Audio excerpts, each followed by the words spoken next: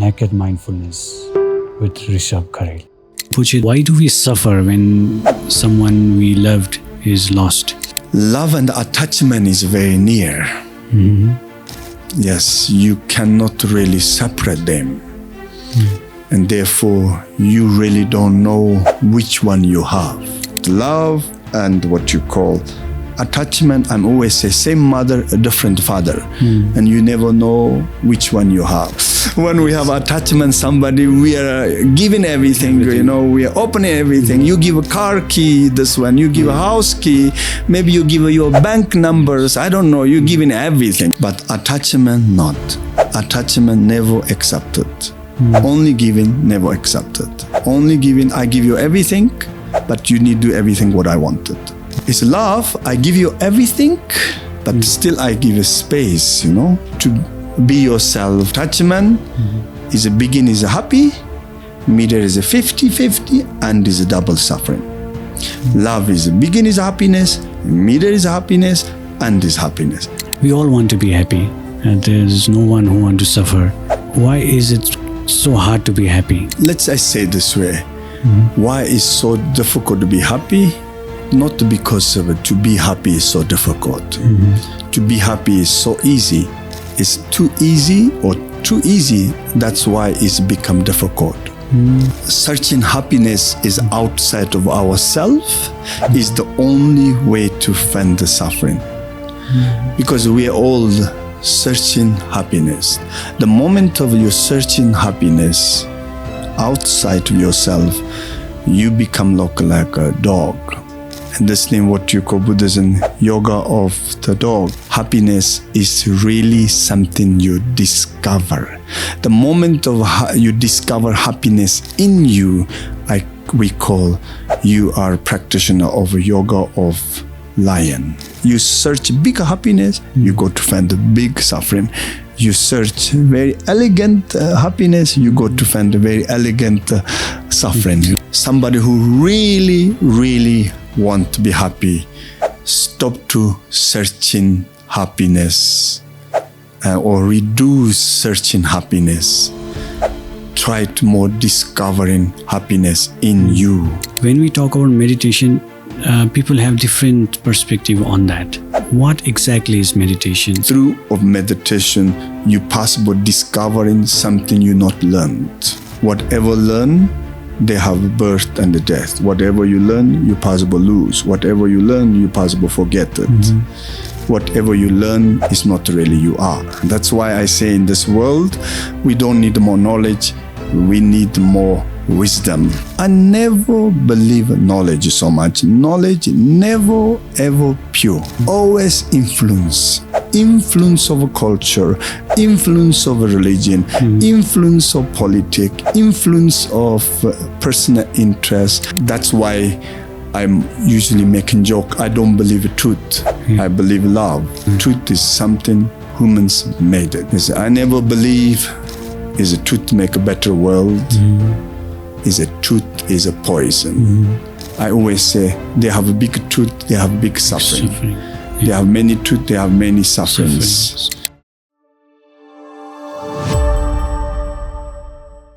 Hello and welcome to Naked Mindfulness. It is a very special day and we have a very special guest, Tulku Lobsang. He is a renowned Buddhist teacher and has traveled all around the world to spread Buddha Dharma. And his wish is to reduce the suffering through his profound wisdom. So let's welcome him to our show. Thank you for coming to our podcast, Rinpoche.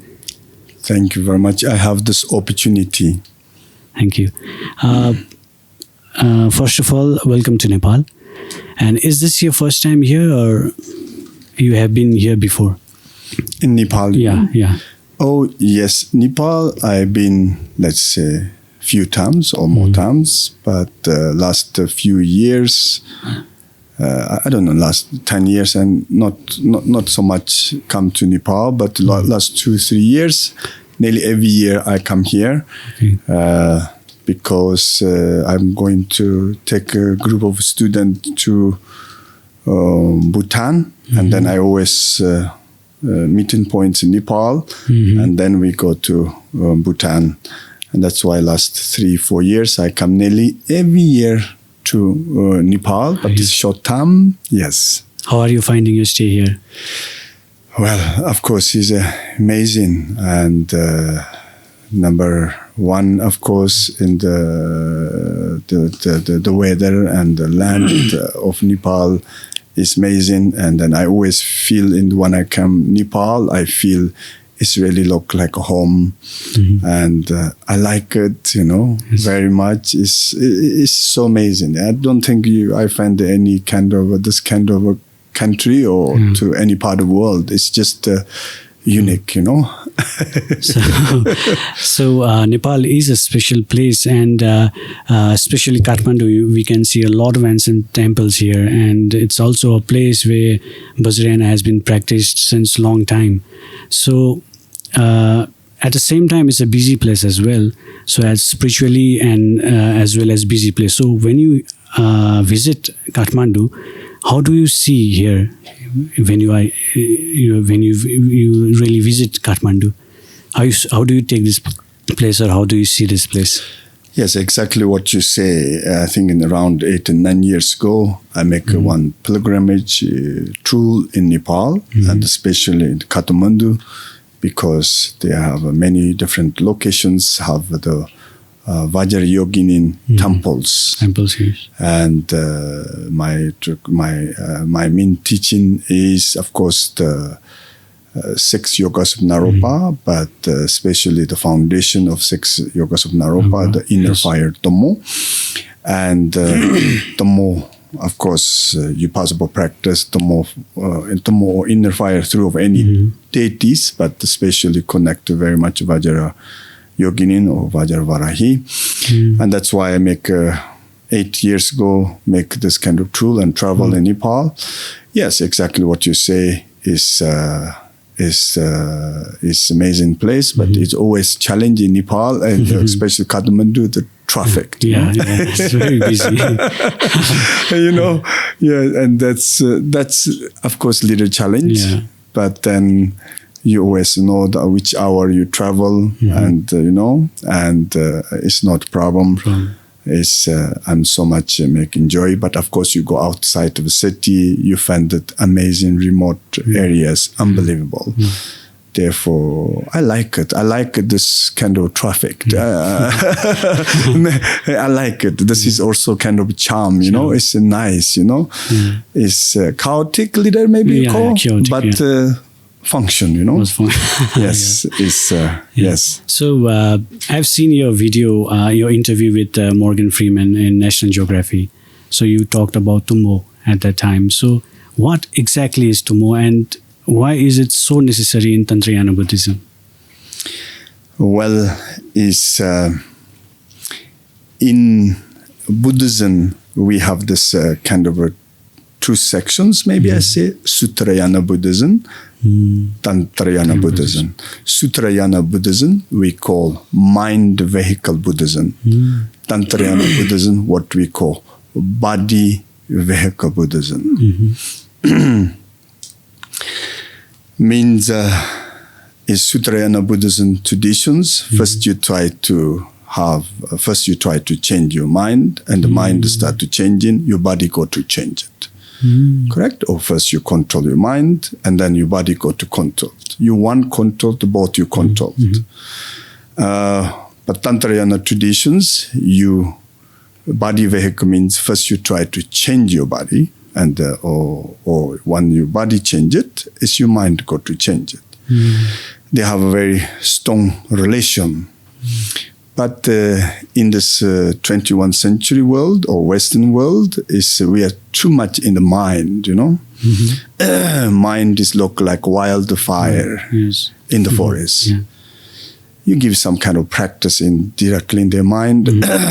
Sometimes it's, sometimes people very much challenge. Sometimes I give some meditation, some people say, I cannot meditate, Before meditate, I'm more calm. After meditation, it's I have more stress, And then I realize, of course, is use more tantric approach or tantric method is more suitable or maybe more beneficial in this 21st century. Tantric Buddhism, we believe our body is look like a child. Our mind is look like adult person, adult person. Therefore, our mind is look like more in the culture. Our body is look like more in the nature. And our mind more knowledge with learning. Our body knowledge with learning. Is you possible use body is more vehicle, more easier, because body is more present moment than mind. And the training body is more easier than training mind. And that's why foundation of Tantric Buddhism, let's say, is Tummo, inner fire. Through of inner fire, you try to transform or change your body or control to your body, and then hopefully you control your mind. That is the essence or purpose of spiritual practice, correct? Yeah. Because we believe we are, our body is so much needs. Our mind is so much wantings, and therefore need of the body, wanting of mind, make we become look like slave of the body and mind. And then once you, through of your meditation practice, once you train in your body and mind, and that is what you call liberation and awakening. Once you, train well your body, we call liberation. Once you train your mind, what you call awakening. Maybe we go least this direction. Sorry to your question, but the conclusion, through of body to change mind more easier. Okay. In this moment. So I've seen your lots of video where you have practiced martial arts as well. So I was very curious to ask, when did you started learning martial art or particular form, or what was the age you started learning? Well, basically, I born East Tibet, Amdo, and I've never been special martial art school or any places, but when we have been in the monastery, in the big monastery, have some kind of form of a tradition of martial art. It's the kind of a hidden practice we call dop. It's a Tibetan language. It's only have this big monasteries. It's the past. And but when I'm young, I'm always interested in all these physical practices. And I never went to special school or somewhere to learn. It's really I'm born with this kind of physical practice. But when I'm in the West, I discovering is people have a very difficulty to meditate. And then I developed this the Tokchot, what I call name soul practice. I developed. Well, in the Buddhism, we have the sentence saying in the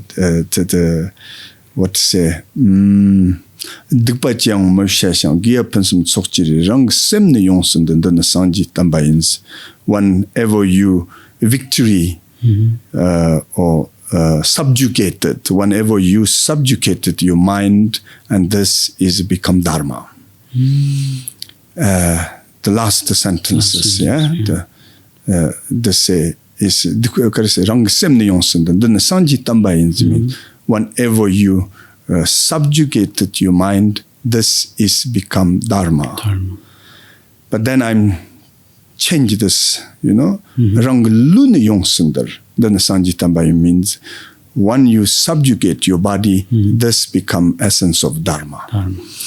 Because, yes, you subjugated your mind, or of course, you go automatically subjugate your body, or you subjugate your body, you automatically go to subjugate your mind. Conclusion, as body is the obstacle of liberation, mind is obstacle of awakening. Therefore, body and the mind is our body and mind is a great body, great mind is amazing, but the body and the mind make limitation of our true nature, let's say. Lineage. Okay. So you said the body is more easy to train than the mind.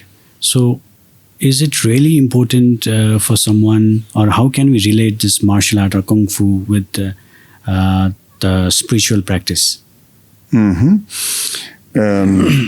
They have one small story in the Buddhistic world. Trubchen Galopa, one is Buddhist master. He been in India long time ago. And of course, that time the journey is very, very tough, you know.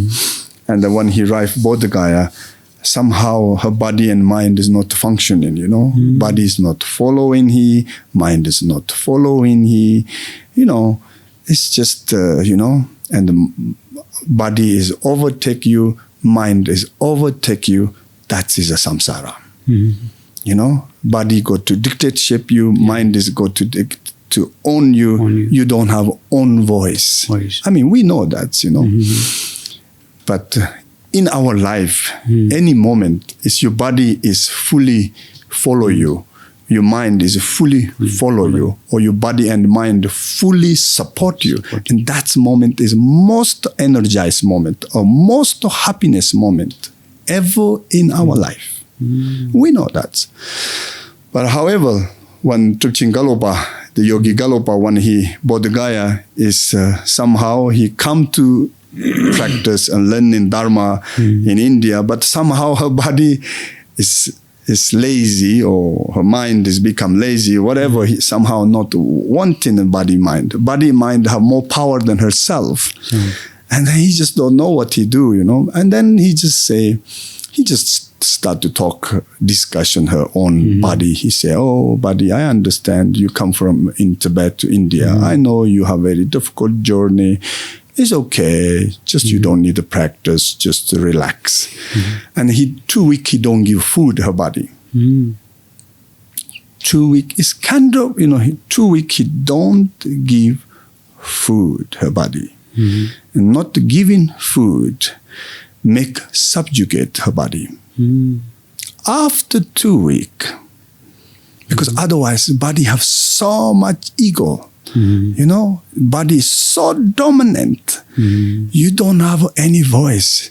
Let's say in this moment, every day our life, you ask your body something, he only doing something, surviving things. You ask anything more than surviving, your body have a headache, belly pain, hungry, sleep. You know, sometimes when I need to talk my body, I need to ask some my body, I need some support of my body. I have nervous to ask. I prefer to ask a stranger person in the street than my own body. You know? Well, after 2 weeks, 2 weeks you don't give food. And then, of course, this make your body is the weak or kind of subjugated. And then body start to learn and respect you. And after 2 weeks, this name what we call sarchipa. Sarchipa means Tibetan language is subjugated. And then Jisun means sarchipa. Jisun means then second is then after 2 weeks is body start following. You know, then he give food. After 2 weeks he give food, and then start asking body, let's we go to meditate. He not complaining. He ready to, you know. He not shouting. He ready, you know. And with this concept, I teaching people is to subjugate their body. I want you win with your own body. Your body, of course, I say, you are your own enemy. They don't have a great enemy than yourself. If you win yourself, you are win in the world. If you change yourself, this world is going to change to you. World is never come answer of your life. You are the answer of the world. That's why I want to say spiritual warriors to victory or what you call subjugated, this arrogant or the egoism body, you know, it's Sometimes you close eyes, you just think yourself or your body. Mostly people, they don't happy their life, or they don't happy how they self. But they don't have power because body have so much dominant us. Yes. And therefore I teach this kind of technique to subjugate it in the body. Through of the soul and tokcho practice. Of course, inner fire, tomo, is the very, very powerful way to do it, but not maybe everybody ready to do such kind of practice, but at least with the soul practice, mostly people opened. Therefore, with my experience, people like it. Very much beneficial. So I was wondering, do you feel sometime like, we are humans, like, do you feel sometime like, waking up and not meditating, sometime the body is dominating you, or like sometime let it go, I just want to be free today? Do you feel like that? And if that happens, how do you respond to that? Well, our body is look like child, our mind is look like adult person. Therefore you need to deal, half of you is look like child, half of you look like half of you is look like adult person. Yes, whenever you train your body and mind, you need the right kind of technique. Of course, it's not enough just to strict and practice, Therefore, in the Buddhist world, we call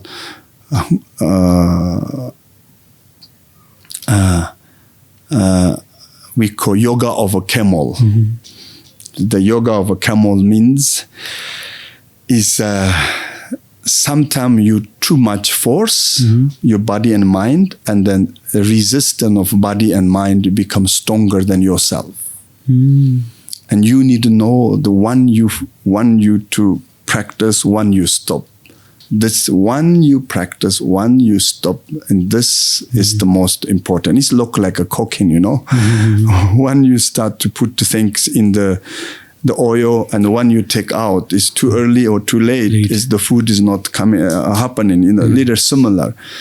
Therefore, camels in the yogic tradition, they're saying, when your camel is tight, and when you tight it, in the camel start to not happy. He just don't want to stay. He be leader. He not comfortable. He kind of want to go somewhere. I don't know, But when you release a camel with the rope you tied, and usually he go few steps, run maybe few steps, and he come back and stay same place and relax. Therefore, sometime is good, your mind don't want it, or your body don't want it. Let just leave them short time. Do what they want. They don't want to practice, you say fine, Just but then more easier to after this practice. But this that's a little complicated subject. But what I want to say, you not your right time to training is right time to stop.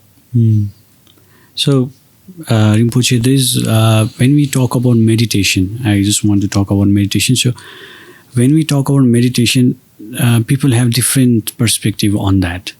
So, I really wanted to know what exactly is meditation, and why is it so important?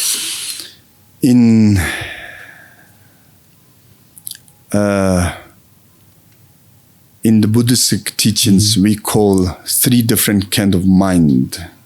We say mind without learning, mind with learning, and mind with meditation.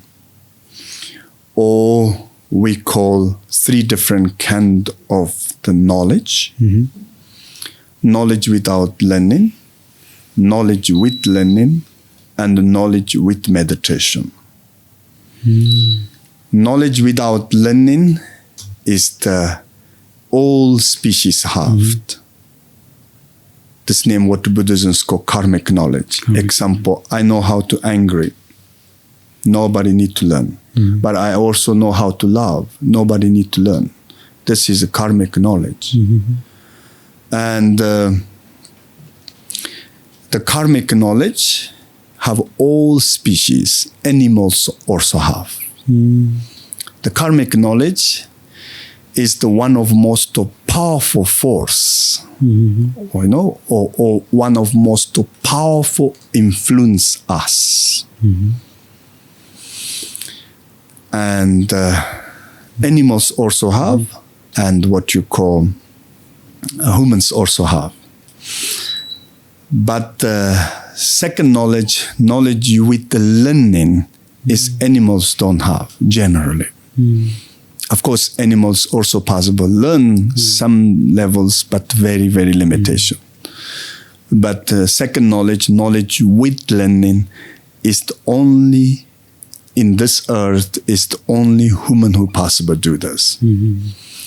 Therefore, learning make we are human being. Knowledge without learning, mosquitoes have also, maybe elephants also have, crocodiles also have, we all have it. But that's not make we a special, does not make a human being. Therefore, human being is a combination of two knowledge without learning. This is we born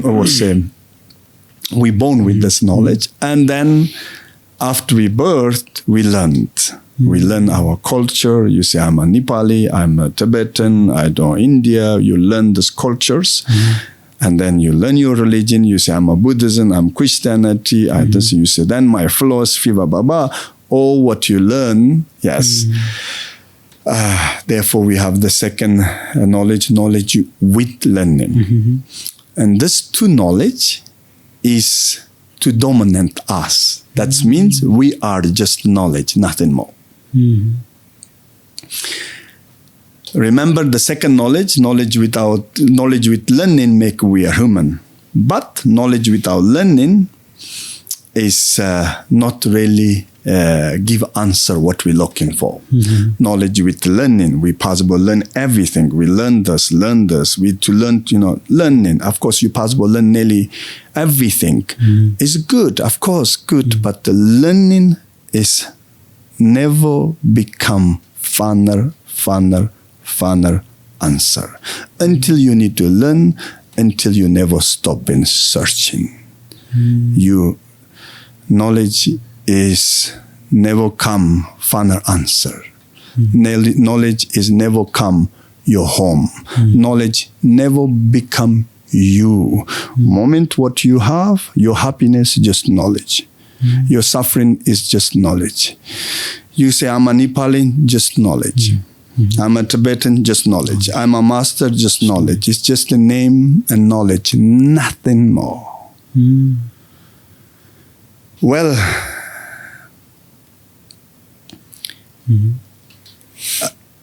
but now number third mind is something what you call the meditation, the mind of meditation, or you call, and I don't call this name so much knowledge, but I call wisdom. And the number third mind is the meditation mind. I don't call the knowledge mind. I call wisdom mind. Therefore, if we want to go beyond animal, if you just want to be look like animal, you never learn anything. Yeah, you just not learn anything. You just use what you born. Then maybe you're not different. Then become crocodile. Maybe little different, And then is the number third one. I don't call really knowledge, but let's say I say wisdom is the meditation. Yeah, and this make we go beyond animal. And beyond human mind. Be animal mind, knowledge without learning. Animals just born with knowledge, that's all. They're born, they live, they die. That's it. Humans, of course, we also have the animal knowledge and the karmic knowledge. We're born with us, but we learn something. And yes, we learn something. And therefore, we want to go also beyond the human, beyond the human being, beyond the knowledge and learning, we need meditation. That's why I say in this world, we don't need more knowledge, we need more wisdom. Or wisdom means here nature awareness. I never believe knowledge so much. Knowledge never ever pure. Never, they know have nearly pure knowledge.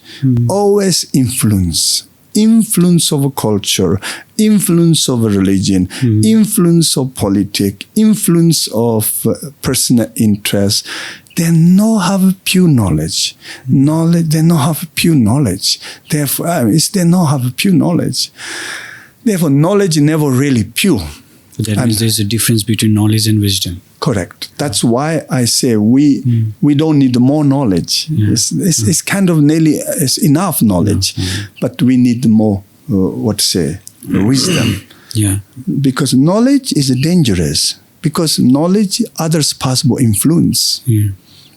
But wisdom nobody possible influence. Okay. Therefore, we don't need more knowledge, we need more awareness. Sometimes we have more knowledge, maybe world is go to more divided. Yes. That's why I'm usually making joke. I don't believe truth. I believe love. Truth is just totally knowledge. Knowledge, something we learned. Truth is something humans made it.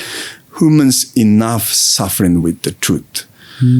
I never believe is a truth make a better world. Is a truth is a poison. I don't like it. But I'm that's not correct. I like or not. But I always say they have a big truth. They have big suffering. Yeah. They have many truth. They have many sufferings. Truth is never make one world. I know many people exciting truth. Yes, everybody is truth. It's not. I say we're not born with truth, but we're born with love. But many people think when you talk love, you're a weak person. People feel very, very. They like to be truth.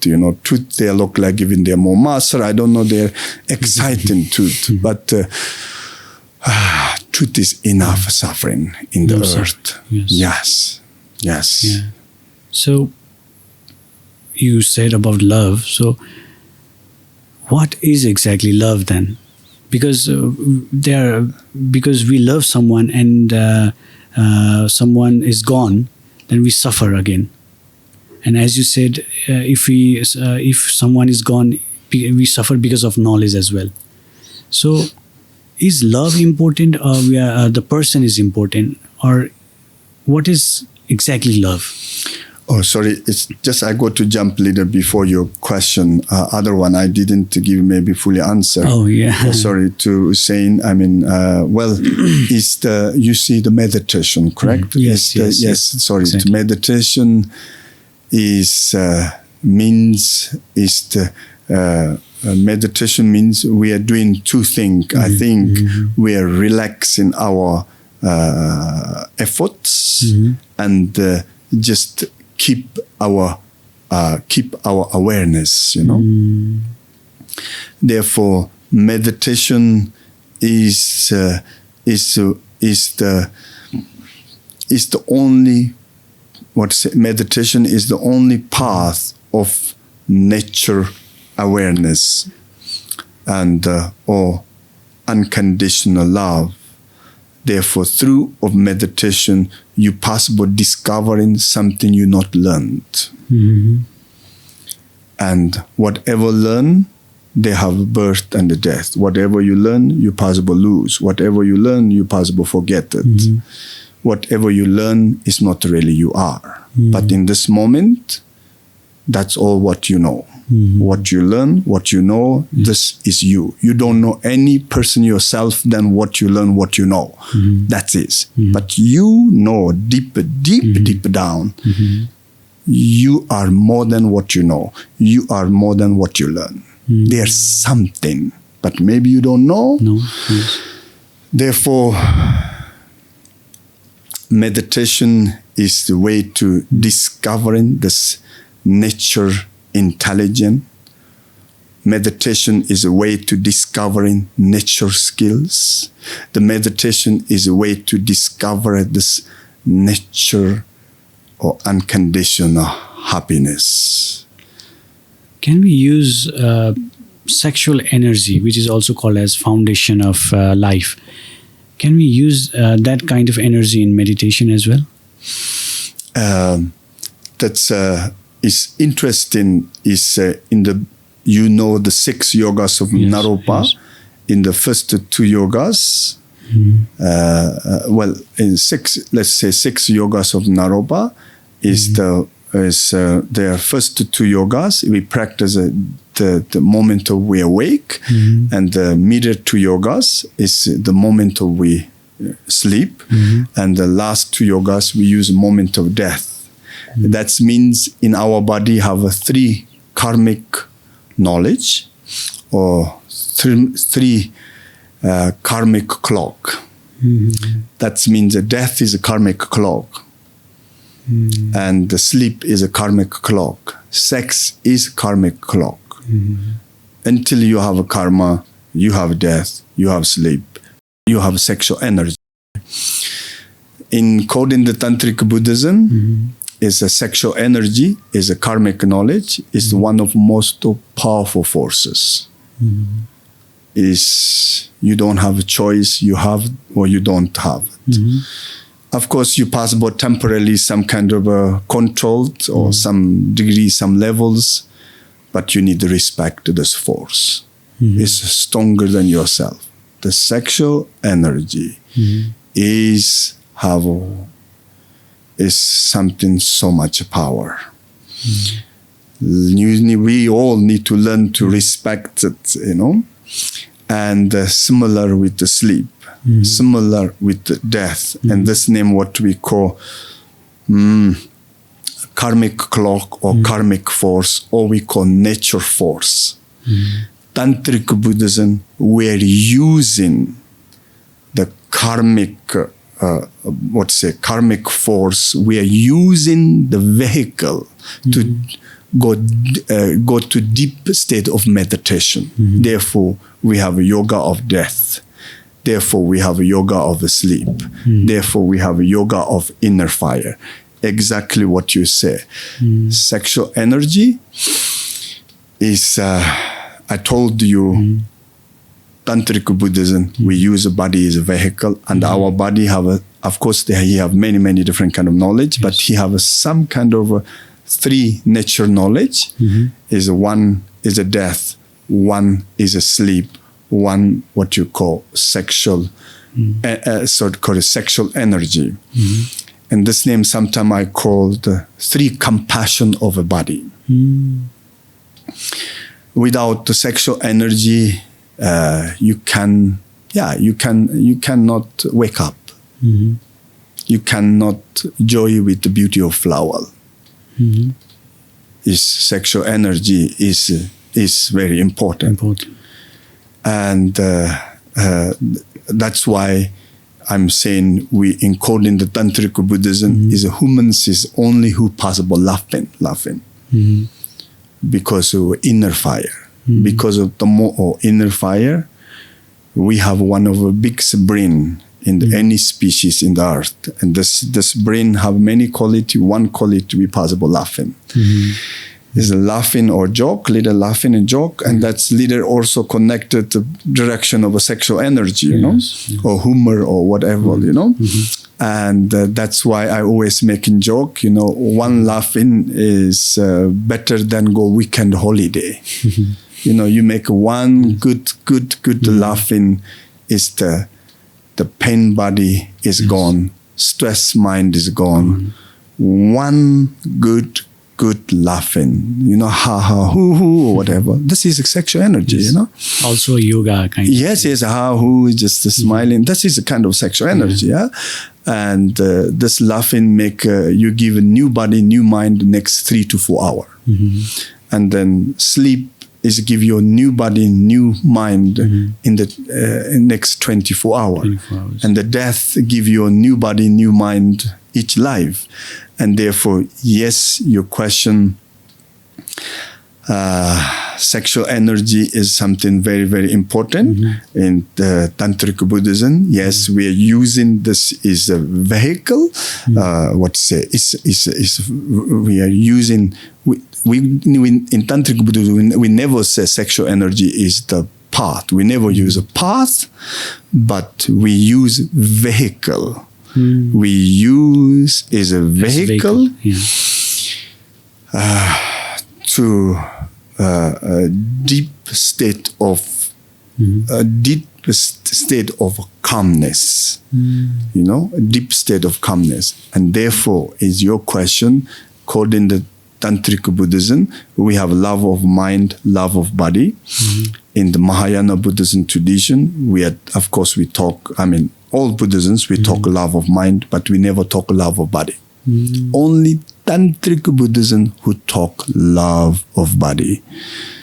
That is inner fire Tomo. That's, of course, some connection of our sexual energy. Therefore, sexual energy, you like it or you don't like it, whatever. Body is not so popular in the spiritual world, but sexual energy is love of body. And we also call Vajrayana as a shortest path for liberation. So why is it different from other, due respect to other, paths like Mahayana, Theravada? Why is Vajrayana so special that we have a shortest path here? That's interesting. Is the remember in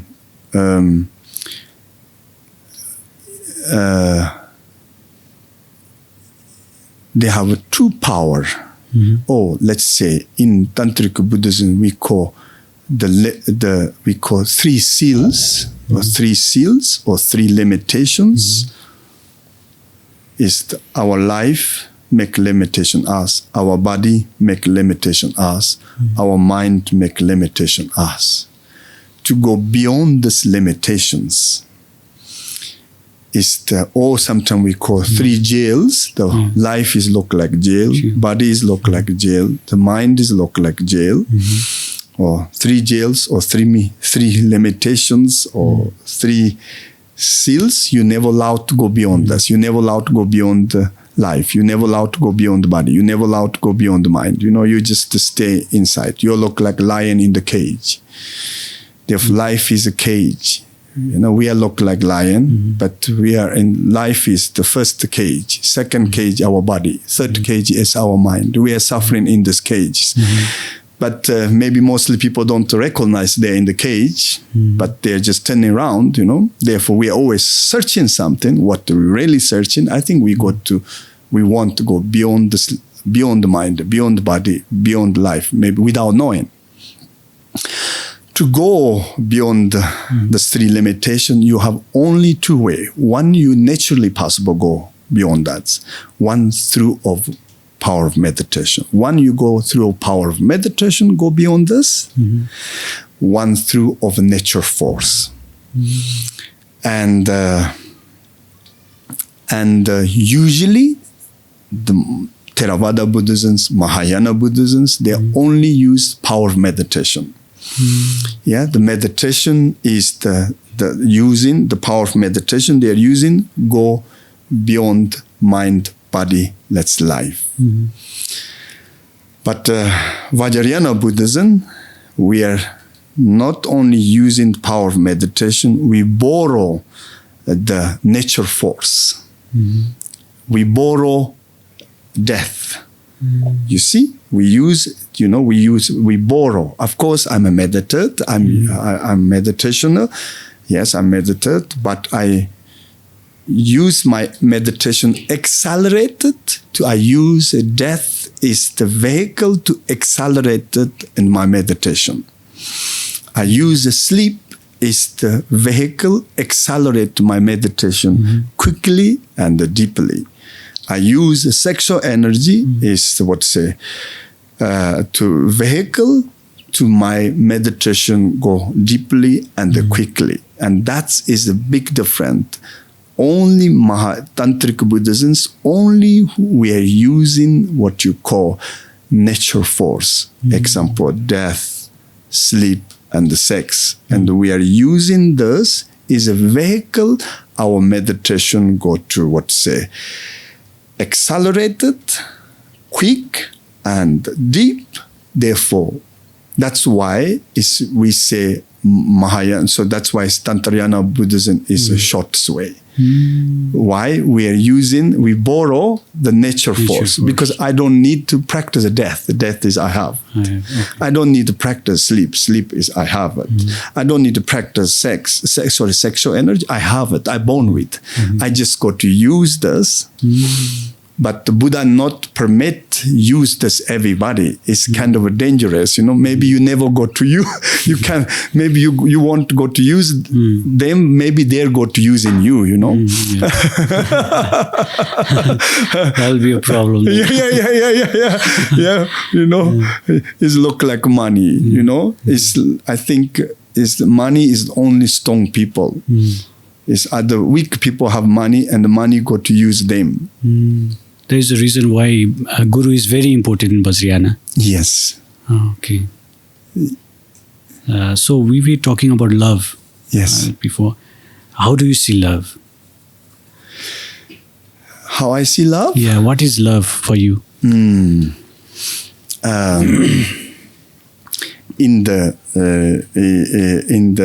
this samsaric, Oh, samsaric world. Yeah, yes, world. of course. Yes. Well, it's I always saying is me. A simple way say is love means me is the give and take is combination of love means me combination of giving and taking. Is love means me combination of kindness and compassion. Yes, is love means love means you give your best yourself. After whatever come, you accept it. This is love. Of course, let's say this is love. You giving your best yourself. That is the kindness of yourself. Whatever after come, you are accepted. This is a compassion of yourself. Therefore, me love means combination of a giving and taking, or giving or acceptance. And something look like this. But of course, love is a very complicated practice, because generally love is knowledge without learning. But love also knowledge with learning. The mix of the two knowledge is make very, very confused, And but shortcut is I always say people practice is love very simple way, giving and taking. How to do that? Every morning to say 11 times yourself, I give my best. In the Koden, the great master of Vajrayana, he said, first you need to practice love yourself. Without loving yourself, you cannot love others. Therefore, great master Vajrayana is the who one life, one body, who want enlightened. He say, and therefore, first you practice love yourself, and then practice love others. Then you practice love with nature also. He said, trees, mountains, sun, flower, whatever. And therefore, how to do that? And me is giving your best yourself, and after whatever happen, you accept it. That is love. So why do we suffer when someone we loved is lost? Love and attachment is very near. Yes, you cannot really separate them. And therefore, you really don't know which one you have. Only you know different but mostly too late. Therefore, maybe I say this way, and the love is two things. Giving your best, Giving, you are the best. Yeah? Opening. Giving means opening. Or you give everything, you're fully open. You give everything means you are fully open. Open is a good thing. And that's also attachment doing. When we have attachment, somebody, we are giving everything. We are opening everything. You give a car key, this one. You give a house key. Maybe you give your bank numbers. I don't know. You're giving everything. You just give. They don't take you very angry also sometimes. Love and attachment so similar. Begin. You don't know which one. Yeah? Both is giving is same. But is really love? You giving everything, but it's still not happen things what you expected. You have a space to you have a space to acceptance things not go how you wanted. But attachment not. Attachment never accepted. Only giving, never accepted. Only giving, I give you everything, but you need to do everything what I wanted. That's his attachment. I give you everything, but I want you to do everything what I wanted. Something, But it's love. I give you everything, but still I give a space, to be or still I give a space to space to be yourself, or space to make a mistake, or I have a space also, to give everything what I wanted. That is really love. Therefore, attachment is a begin is a happy, middle is a 50-50, and is a double suffering. Love is a begin is happiness, middle is happiness, and is happiness. But love and what you call attachment, I'm always say same mother, a different father, and you never know which one you have. Therefore,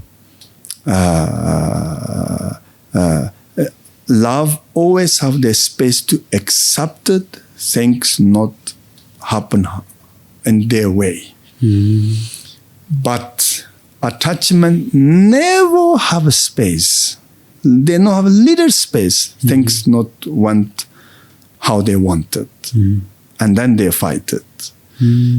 Yeah. So coming to the happiness, like you said, we all want to be happy. There is no one who wants to suffer.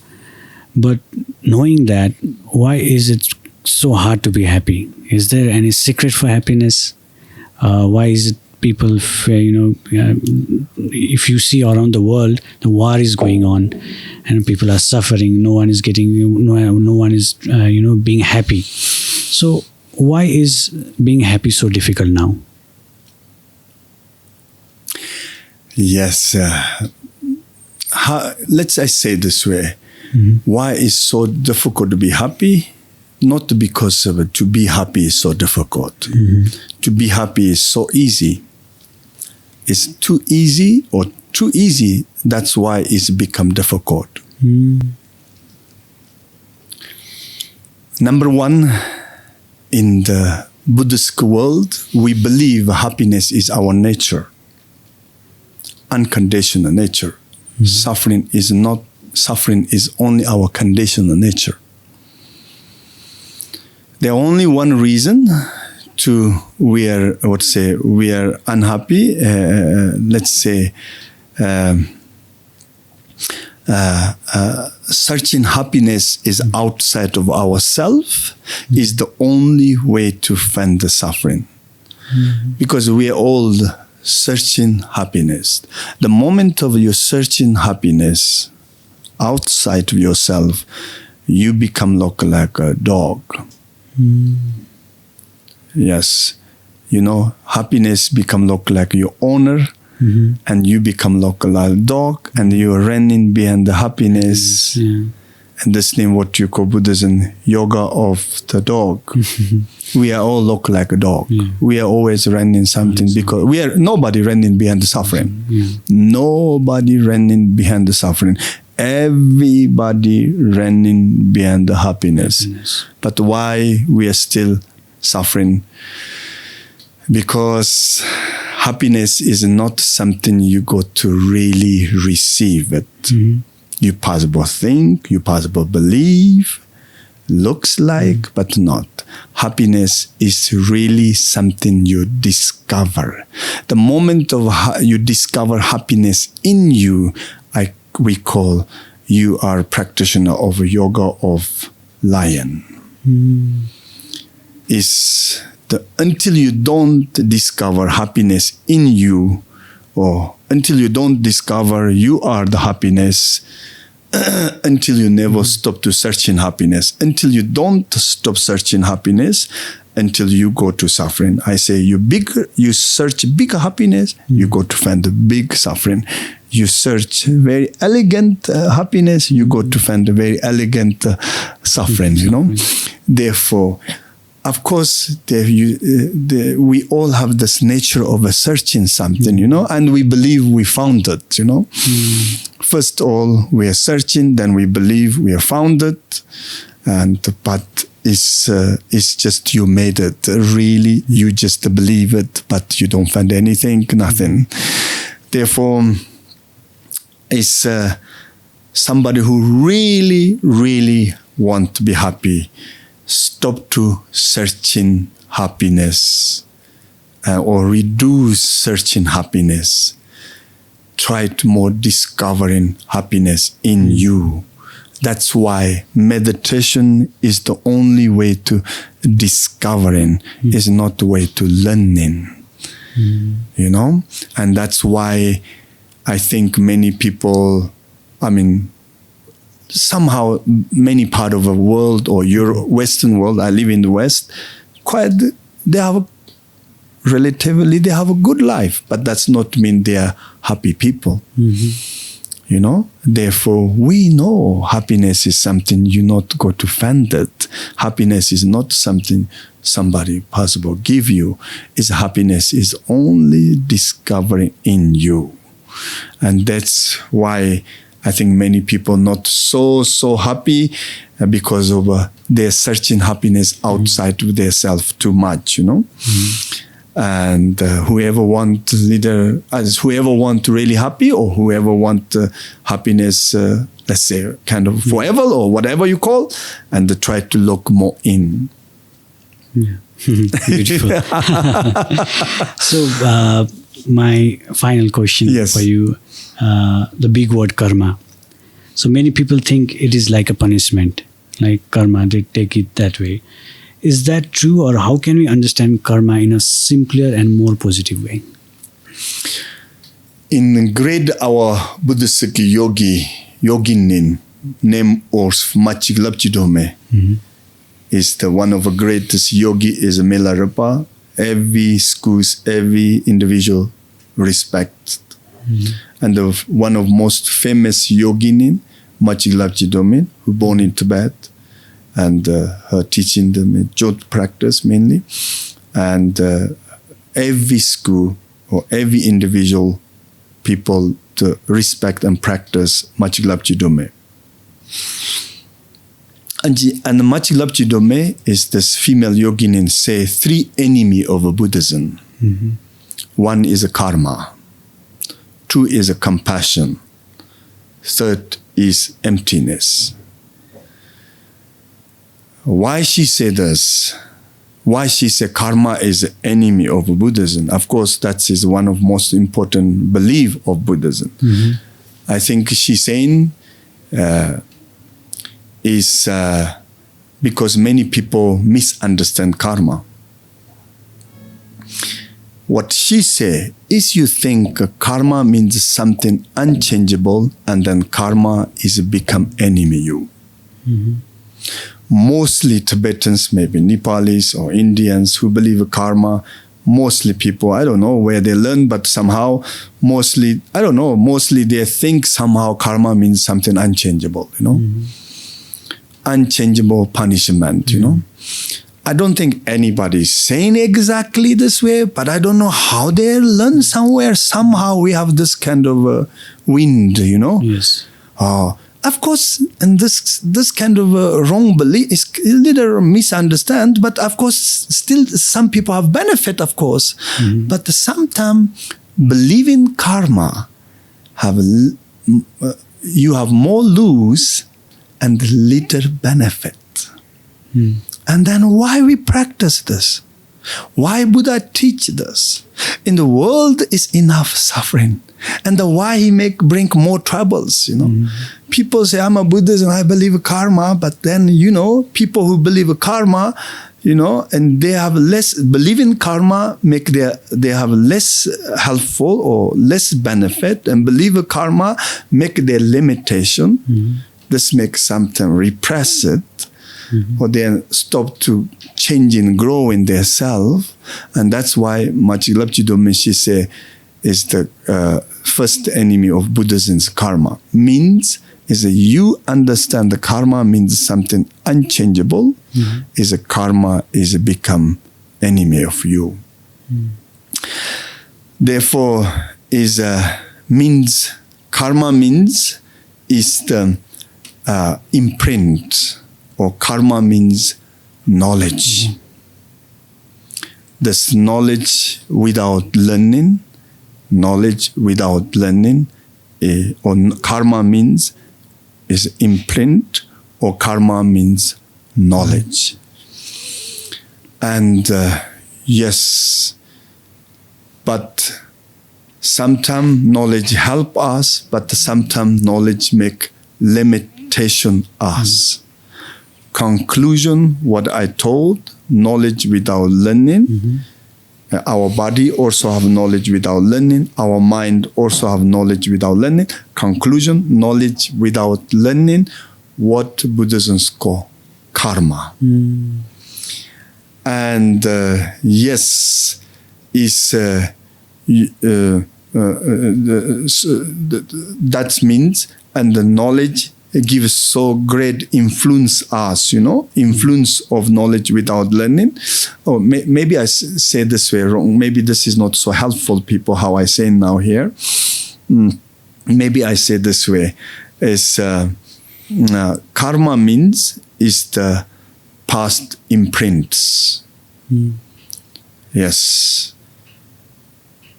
That means we have a saying in Tibet, is you want to know your past, just look yourself. If you want to know your future karma, or we say, if you want to know your past karma, you don't need to go to ask anybody, you just look yourself. You are the result of the past karmas, or past your actions. And you want to know how your future karma or future life, you don't need to go to astrology, ask how look like. You just look what you're thinking, what you're talking, what you're doing. You are the cause of the future. You are the result of the past karma. You are the cause of the future karma or future life. Therefore, you want to know your past, look yourself. You want to know your future karma, look yourself. Is you change yourself, you go to change your karma. You possible change karma. Karma is a powerful influence, but you possible change your karma. I hope this answer okay. I'm jumping little everywhere. Before going, I was very curious to ask you one thing. Yes. I have seen a unique way of your dressing, and which is very different from the traditional robes.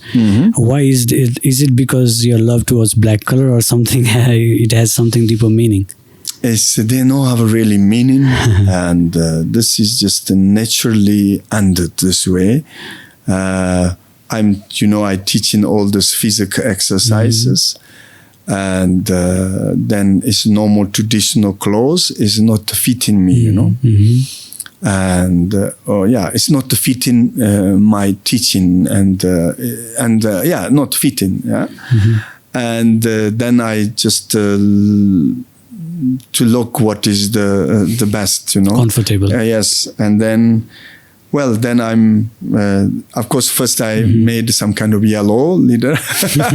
We all like, we always Tibetan saying, Mersin Sonchi Jerpoin means yellow and the red is the kin of a color.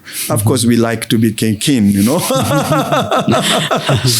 Yes. And, you try to have leader kind of yellow, but that is no function. And many times I go to in Europe, many people say sometimes Shaolin, Yeah. I don't have anything against Shaolin, but I'm not Shaolin, They say, hello, Shaolin, ni hao, okay. And sometimes you go with this kind of red or yellow, and many people say, Dalai Lama, Dalai Lama, Dalai Lama. Of course, I'm not Dalai Lama also, And then always they're seeing, you're too visible. Look like a fireman or hospital person, I don't want it, I don't want to be fireman whole my life. I'm just joking, And then ended with the black, And the black is I don't think special, and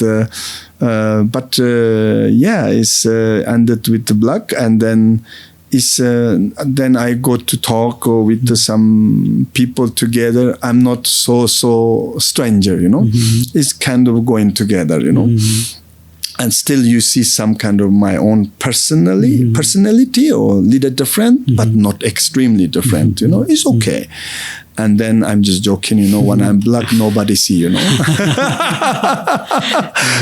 People who have black clothes, they have some secret, Yes. People call this is a color of a Dharmakaya. Yes, it's the color of a Vajra, what you call Vajradhara, Okay. or Kundasangpo, it's a dark blue, It's the also maybe symbol of it's to nature or something look like, but I never thought, and then just fit in. I also possible go with this clothes meeting. It's enough elegant and enough respect, but I also just jump in the sweat is crazy, look like wild tiger, still is a function, Yes. Therefore my clothes is function all direction. That's why I like it. Yes. Thank you Rinpoche, for sharing your insight with us. We have got to know a lot of things from you, and thank you again for coming. For the listeners, to see this kind of content, please do like, share and subscribe. Thank you for being with us.